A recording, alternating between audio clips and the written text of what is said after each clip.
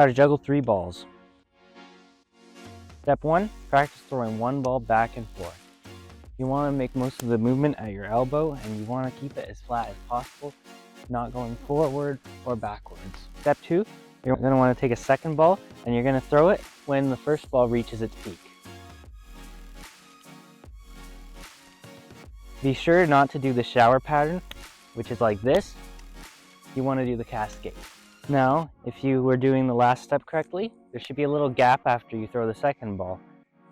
Throw the third ball during that gap, like you did with the first 2. And now, you just need to add more catches. If you have trouble throwing fast enough, then try throwing the balls higher,